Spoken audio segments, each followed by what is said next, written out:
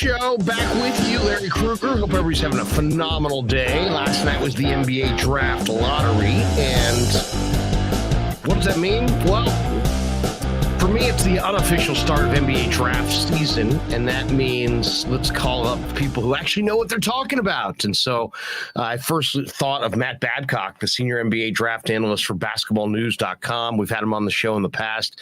He has a wealth of information when it comes to the NBA draft, and he's back with us on the Krueg Show to help us break it all down. Hey, Matt, good morning. Thanks for a few minutes. Yeah, thanks for thinking of me and having me on. Well, Orlando wins the draft lottery, and does that mean that Orlando gets Chet Holmgren, Jabari Smith, Paolo Banchero?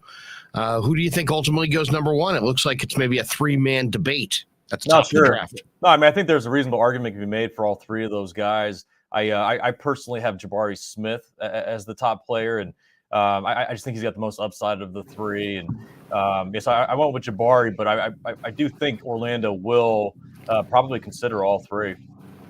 Tell us a little bit about Jabari. 6'10", freshman power forward for the Auburn Tigers. Is a kid from the state of Georgia. They're comparing him to guys like Chris Bosh and Rashard Lewis. Does that just mean he's a 6'10" guy with a lot of skill? How do you see Jabari Smith? Do you see a comp on him?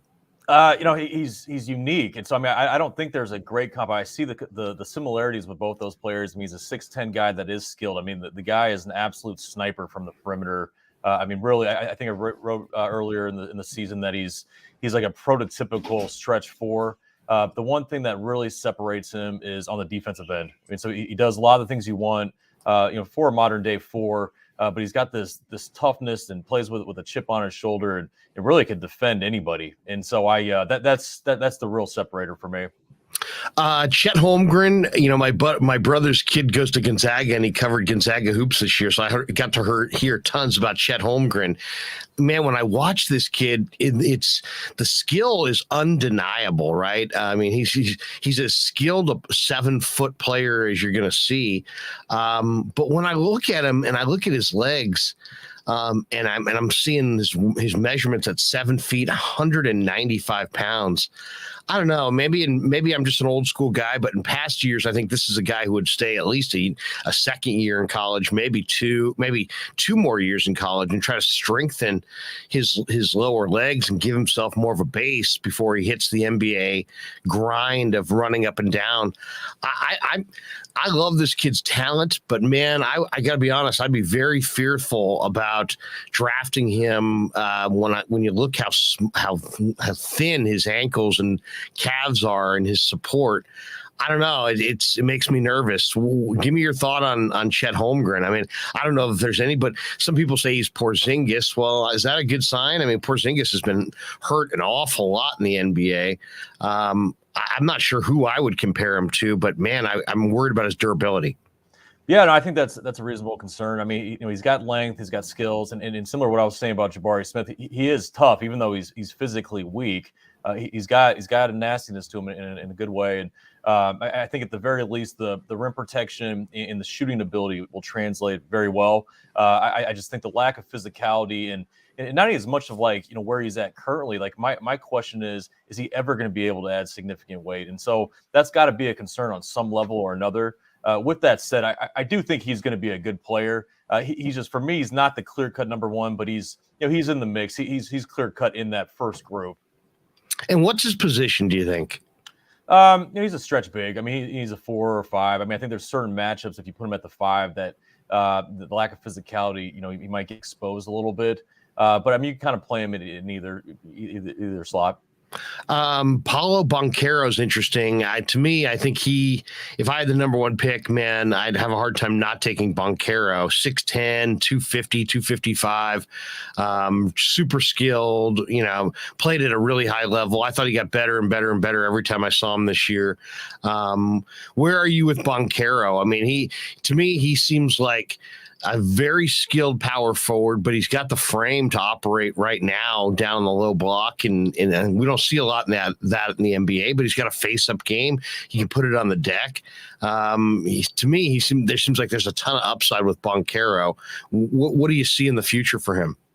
Yeah, no, I mean, kind of like the opposite narrative, compared to Holmgren. Like physically, he's a brute that's also versatile, and so I mean, he might be the safest pick of the three. I think he's at least going to be a good star in the league, and I think he's going to be a reliable scorer. It's three really good players that are all very different. It's just kind of pick your poison kind of thing, in my opinion.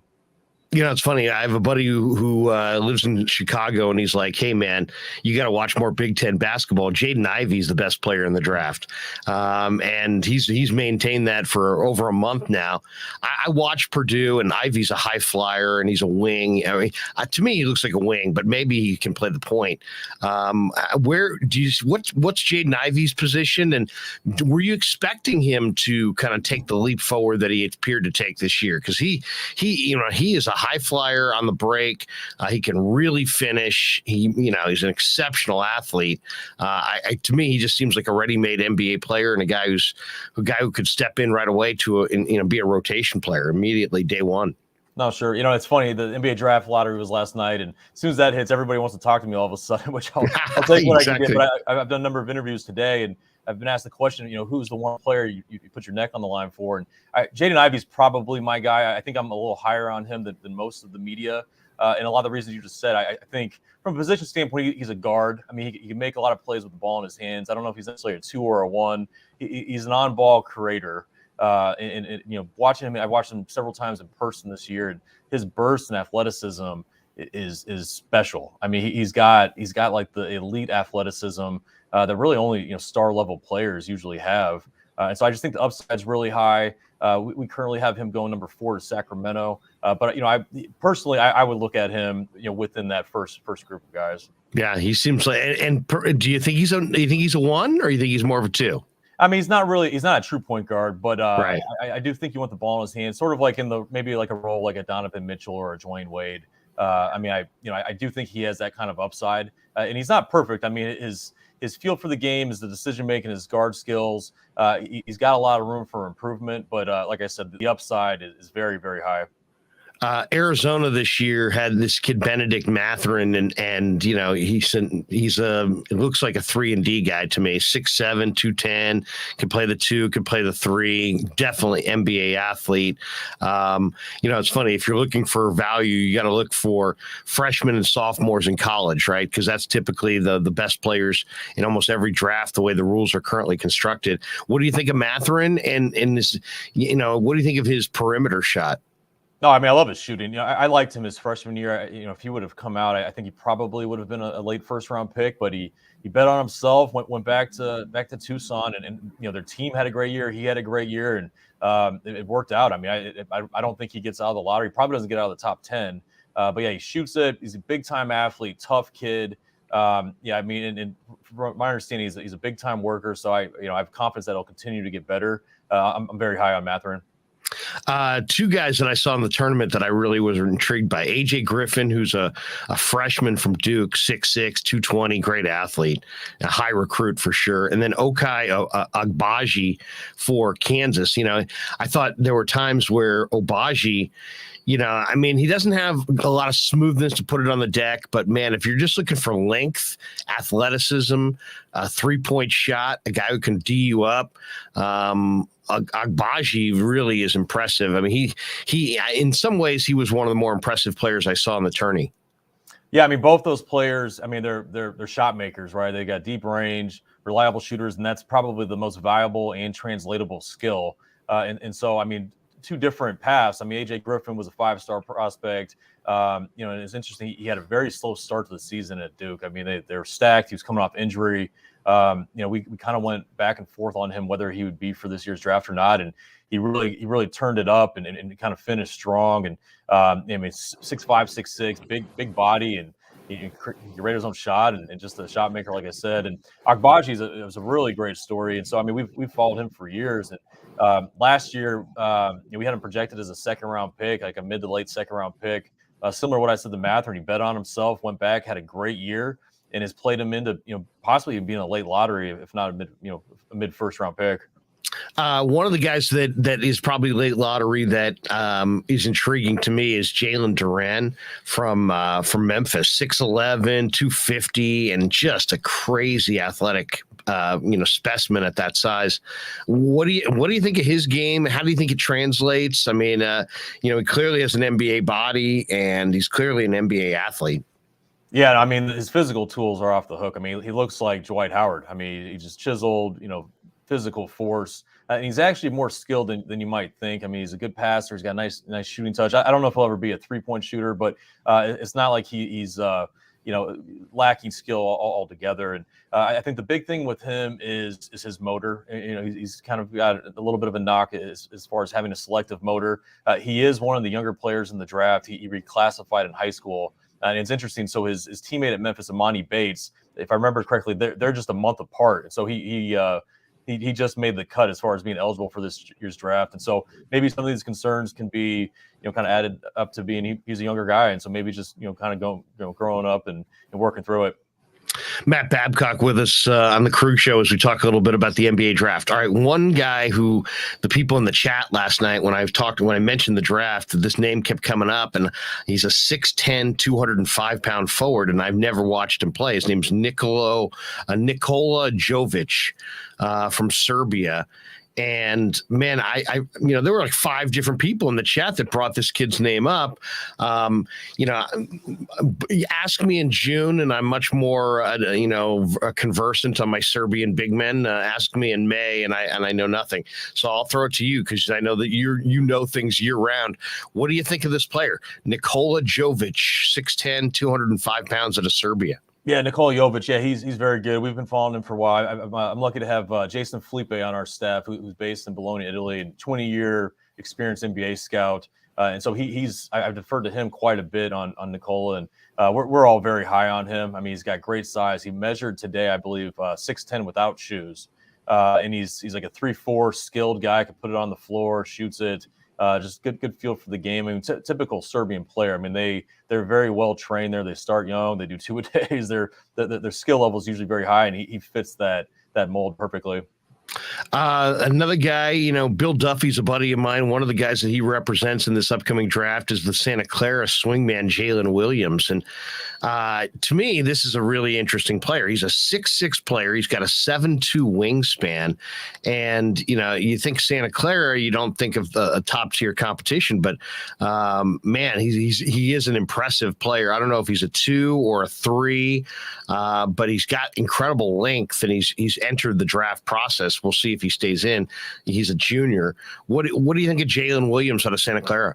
Yeah, I think he's really intriguing. I'm actually in Chicago at the NBA Draft Combine currently, and looking forward to getting my eyes on him. But yeah, he's sort of a point forward, secondary ball handler type. I mean, I think defensively there's some concerns, but he's got this versatile game that fits the NBA well. I'm pretty excited about him. Where do you think he'll go as far? I mean, I know Chicago is going to be a big determining factor probably, but right now, where do you look at him? Is he in the 20s? Is he a round 2 guy? Where do you think? Where we have him exactly. I think we have him in the second round somewhere. I mean, as of right now, I've got him as more of like a solid second round pick, but yeah, he's the kind of guy, especially coming from a smaller school and conference. I could see him making some waves and kind of moving the needle a little bit here and moving forward. Matt, when you go to Chicago and you go to the pre-draft camp, what are you looking for? Are you looking for, is there a certain test that you want to see? Is there a certain, do you like the 5-on-5s? I've heard guys say the agility drill is one that kind of, separates the men from the boys athletically. Vertical always seems like it's a big one. The measurements always seem like they're a big one. The medical obviously is a key factor, but what do you personally typically take out of the Chicago pre-draft? What are you looking for? I mean, I don't think there's one thing or another. I mean, I'm really trying to approach scouting and just being a sponge. I mean, there's so many different variables in the equation of how we evaluate a player. And so there's not one thing or another. I mean, I do like the basic measurements: height, wingspan, weight, body fat, vertical jump. And then, I mean, the 5-on-5 for sure. I mean, there's nothing more important than watching a guy play live, especially against good competition. And unfortunately, most of the top guys don't play 5-on-5. And so, I mean, it'll be the second round guys that are trying to chip away to be first round picks. Like, for example, Bones Highland was the big winner last year in the 5-on-5. And, there were certain teams that didn't even see him live. I mean, mostly due to the pandemic, but he ended up being a first round pick big part because he played. And so, yeah, the 5-on-5 is definitely the most important part. But overall, I'm just a sponge, just soaking it all in. Yeah, there's just a lot to glean when you're in Chicago and you're seeing these prospects all under the constant backdrop, and that's also helpful. All right, let's talk a little bit about the Warriors, because the Warriors pick, I think they have 3 picks. They got 2 in the second round. They got 1 at the end of the first. So they're going to pick like 28, 29, and then somewhere in the 50s. And in past drafts, I mean, if you go back to the 80s, it's like good luck, right? Good luck finding somebody. You might find a needle in the haystack, but it's unlikely. Now, though, with the international players and so many freshmen and sophomores jumping, and it's such a speculative draft that, to me, I think this actually favors the smartest organizations in the NBA. Teams like the Warriors, teams like the Spurs, teams that have great scouts and a terrific eye for talent. Because the guy that you get in the 20s and 30s and 40s and maybe even 50s might be able to be a rotation player as much as the guy drafted in the lottery. It's very, we've seen it time and time again, especially in recent years. Draymond Green, heck, maybe going to the Hall of Fame. 35th pick overall, Monte Ellis with the Warriors, a second-round pick, was a star player in the NBA. So as the years have gone by, the players coming into the league are younger, and that makes the draft at this, in the 20s and beyond, it's a crapshoot, but it's an intriguing crapshoot, isn't it? Oh, 100%. I mean, another name, Jordan Poole. I can't remember exact pick, but I mean, man, he's really turned around and making those guys look really smart. And so I had them taking Bryce McGowens from Nebraska, who's really not a perfect fit for that roster, but he's an upside guy, and I think they're in a spot they need to decide. Okay, I mean, first of all, see who's there for them to pick, and do they want an upside guy that's more of a developmental player, or somebody that they can plug and play that fits their roster? I think they could go either way. And again, I mean, you're in the late first. It's a lot of it's just what's your player pool that you're looking at, and then the second round. I mean, it's going to be the same conversation. I currently have them taking, I think, Darius Days, who was terrific in the G League Elite Camp, and he's a guy that's an older player that I think could probably play some minutes for them and fill a role. Let me ask you about a few of the players that intrigued me at this part in the draft. Eric Musselman's a buddy of mine, so I watch a lot of Arkansas. I love Jalen Williams. He's 6'10", about 240 pounds. He plays with a ton of heart, ton of energy. I just love how hard this kid plays. There's some raw elements to his game for sure, but 6'10", 240, and that kind of desire, those traits right there are pretty intriguing to me. Yeah, 100%. I mean, we don't currently have him on right now. I don't believe he's all in on the draft, if I remember. Right, he's still trying to make his mind up. We decided to leave him off for now. But if he's all in, I do think he would be a second round pick at the least. Good player. I mean, and obviously, Musselman Arkansas had a great year this past year, and actually they've got their recruiting class coming in. Oh my gosh, like they're really going to be a must see team to watch next year. Wow. Yeah. Emus is a great recruiter. How about EJ Liddell, 6'7", 240, played power forward for the Buckeyes. To me, he's an intriguing guy. He's got a great length. You think of Draymond Green. Draymond Green measures at about 6'6", 6'7", but he plays like 6'10", 6'11" because of crazy length of arms. Liddell, I think, is going to be an intriguing guy to see where he measures at this combine, because they say he's 6'7", 240, but I think he plays much bigger than that when you watch him. Give me your thought on Liddell and what you think he's going to demonstrate in Chicago. Yeah, from a body type standpoint, he's similar to Draymond. I mean, undersized, power forward, long arms, and I think he makes up, with his lack of height. Because I'm not even sure he's 6'7", but he, really long, strong. I think he's somewhat switchable and just does a lot of winning type of stuff. I mean, I think he's going to be a great glue guy. We've got him going in the late teens to Chicago right now, and I don't know if he has a ton of upside, but I do think he's going to be able to fill a valuable role as a guy that can hit shots and defend and make plays. It seems like a great kid too, which I think will help him be a good role player. It's interesting. You're always looking for certain traits in the second round, or just things. The guy who just jumps off the page when I watch his highlights is Leonard Miller. Mm-hmm. Leonard Miller, they list him at 6'9", 195, but some people say he's closer to 7 feet, that he's actually more like 6'11". Then you watch him in the fluidity, and you see a little bit of the Kevin Garnett traits. Now, I don't want to put the Garnett label on him because Garnett is a Hall of Famer and was incredible. But I see a lot of the same kinds of things. I mean, 6'11", handle. This is a kid who used to be a guard and then had a late growth spurt. And I know Bill Duffy and BDA Sports are advising him. I don't know if he's going to stay in the draft or what his future is. But Matt, I mean, the talent with this kid is absolutely staggering to watch. And I think he's kind of a boomer bust guy. But man, if I'm picking, they had the NBA draft.net has him at 32. If he's on the board at 32 for Orlando, man, they got to be doing cartwheels. I just think this is a player that in my mind should go like 15 to 18, and they have him going in the 30s. What do you think of Leonard Miller? Because the highlight reel is off the charts. Yeah, no, I mean he's a big guard. I mean he's like 6'9", 2'3", 3'2". Can do a lot of stuff with the ball in his hands. I can't say I know him real well, and I actually had a good friend of mine, Wes Brown, who's a scout out of Canada. He brought him up to me in November and invited me to come out. So he was going to host me on a trip and go meet the kid and watch him play. And I didn't do it, and I regret it. But we're catching up. He was at the Hoop Summit. And he did well. We've currently got him at number 29, but he's here. And from my understanding, he's going to play in the 5-on-5, and I hope he does because I need to catch up on him. Yeah. I mean, is that a kid that, if he had a big Chicago could wind up in the lottery, or is he, or, I mean, what kind of fluctuation do you see as far as his floor, his ceiling, as far as this 2-round draft? I'm not sure. I mean, I definitely think it's possible. And I mean, he's one of the guys that I'm keeping a firm pulse on that, I just don't know as well as I know the rest of the group. But I mean, there's several guys that are kind of falling to that category of being, right now, sort of a high risk, high reward, just major upside type players. Him being one of them. I mean, Peyton Watson from UCLA is another player. Josh Minott from Memphis. And so, yeah, I'm keeping a firm pulse on these guys. Ishmael Kamagate, a 6'11" big man from France.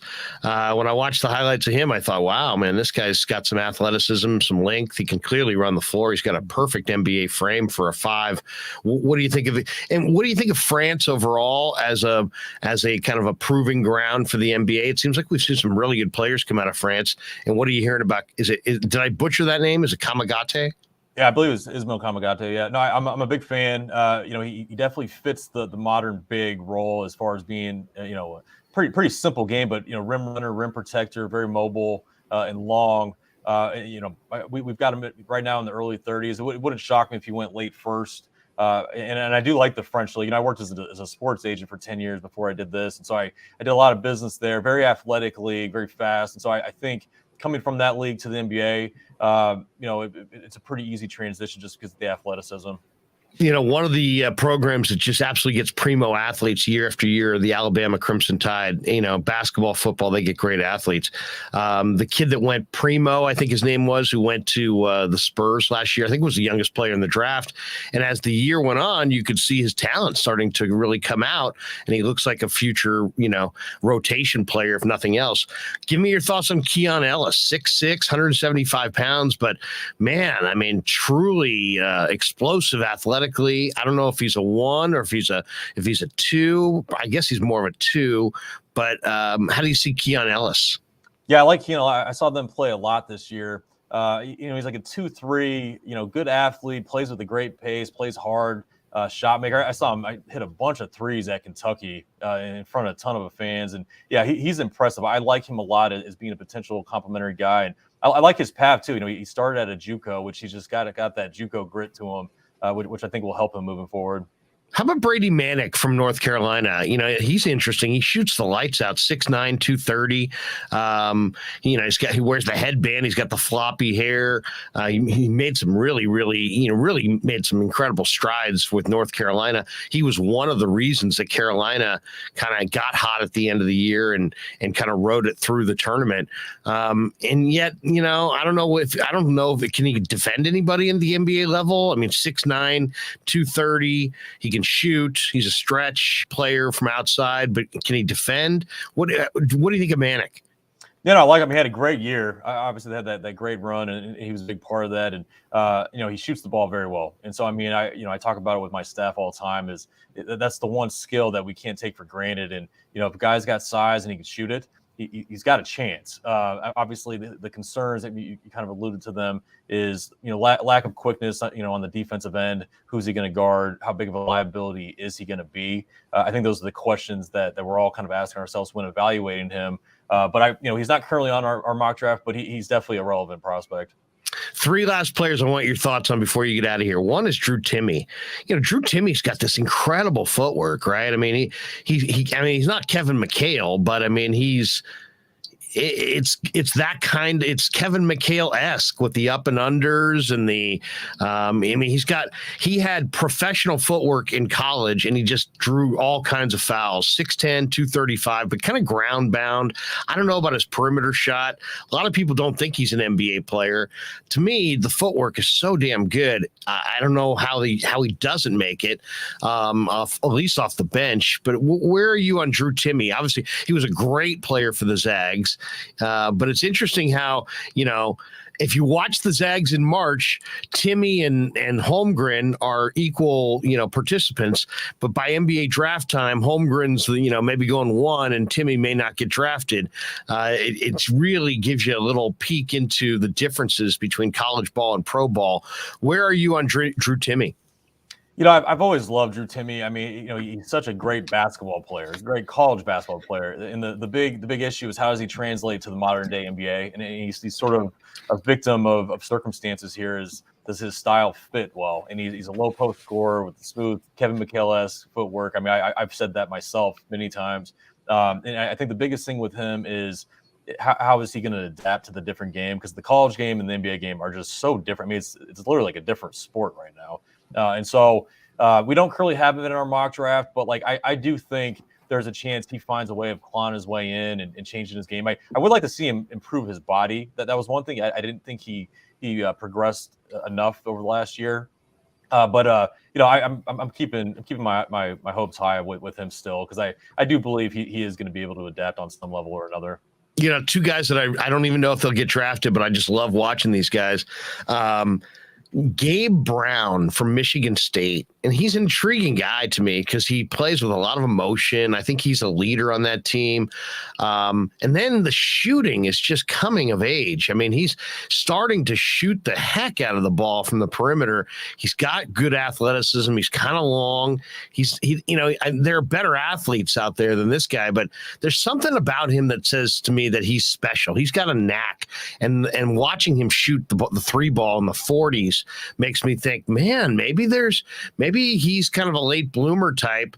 Green is a big part of the Warrior draft breakdown. I got to think that he'll be pushing for his former Michigan State buddy, even though they never played together. Give me your thoughts on Gabe Brown as an NBA player. Yeah, I mean, similar to what I was saying about Brady Manick. I mean, even though these guys are different positions, I mean, the shooting will translate. And, if he could find himself in the right role and hit some shots and kind of build from there, I mean, I could see him sticking. We don't currently have him in our mock draft, but, I mean, he's a guy that we've talked about a lot. If a small forward, maybe? Yeah, I think small forward? 3, yeah. Last guy I want your thoughts on before we get your pick on the Warriors Mavs series. And that's, I love Baylor. Baylor, I think so. Davion Mitchell really looked good in Sacramento this year to me. I mean, he's just a leader. He's tough and he's a great defender, and he's small, but he was terrific. And then I watched a ton of Baylor last year, and I watched a little bit of Baylor this year without Davion and the guys that they lost to the NBA draft. The one guy that's super intriguing is the guy with the mullet. Matthew Mayer, who, you think of him as a kind of an unathletic small forward, but then you see 6'9", and then you watch him play, and he makes a lot of smart basketball plays. And he seems like he's a good player. He can put it on the deck. He seems pretty confident going to the rim. He's an aggressive defender. I think Mayer with his mullet is going to wind up in the NBA at some point. If he was 6'5", I would have my doubts, but he's 6'9", and he's a little bit more athletic, a little bit more bouncy than you would think. Is Matthew Mayer an NBA player? Is there anybody that he reminds you of at all? Yeah, no, I like him a lot. We've had him on our mock draft and our big board throughout the year, and we don't currently. He is in the transfer portal, and I've heard some big schools are trying to lure him to come back to school. So we took him off. But if and when he decides that it's time, I do think he's going to get a strong look. And like you say, 6'9", he's versatile, he puts on the floor, can create his own shot, he shoots with range, good slasher to the hole. It might fit the NBA game even better than the college game. And so I'm high on him. One guy that kind of reminds me of a little bit is Chandler Parsons from Florida years back, and similar type path. I mean, Chandler Parsons was a second round pick. Didn't have like a dominant college career, but he was solid. Gets to the NBA, he fits the NBA game better, and granted, I'm sure a lot of people are thinking right now, hey, he got overpaid, but you know what? He played in the NBA for a while, and so I could see something like that happen with him because he does have the translatability. Before we let you out of here, Matt, and we really appreciate you giving us your all your knowledge on the draft, but give me your thoughts on Warriors Mavericks. I mean, obviously we're in Warrior country. I look at this series and I think, man, the Warriors are too deep, too much experience. I like the Warriors to win this series, maybe even in 5. But then you look at the Mavericks, and they really shut down Phoenix offensively in that last series. They're playing incredible defense.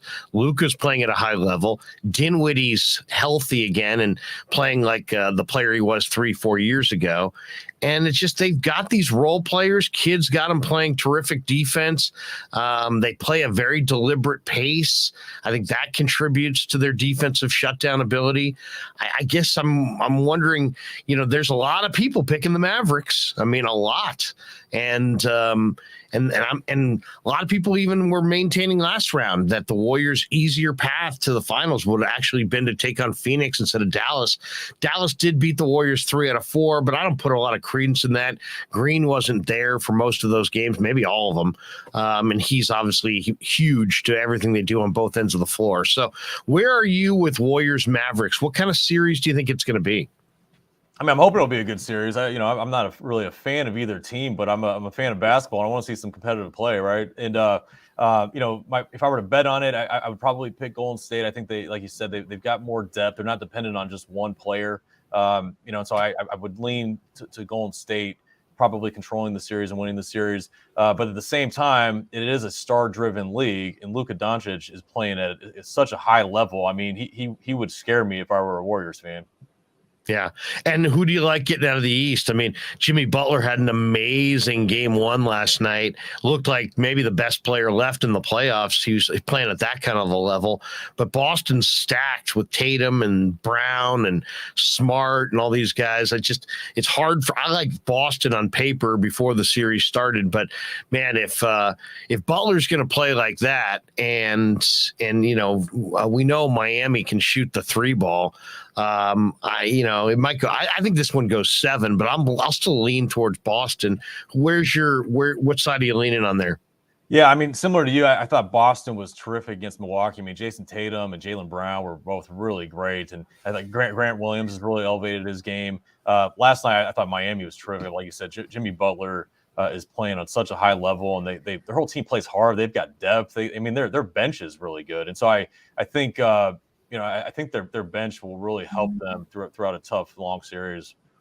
One question from the chat that we got to get to, hell of this, hell of that, says, I like the Arizona center, Christian Koloko, 7-1, Pac-12 Defensive Player of the Year. I've seen him mock to the Warriors in a few mocks with the pick at the end of the first round.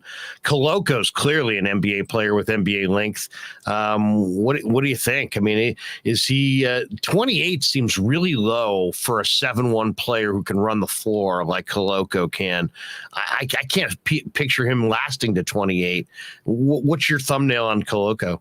Yeah, we haven't gone a little bit further back than that. We have him in the early 30s. I actually don't like the fit for Golden State. I mean, let's not forget they still have James Wiseman, right? Who didn't play this year, but I mean, a young talent. Even if there are some concerns, I mean, I don't see bringing on another 5 with the first round pick. And also too, I mean, Steve Kerr has proven to really not like playing traditional bigs all that much, and so I think Wiseman is plenty for him.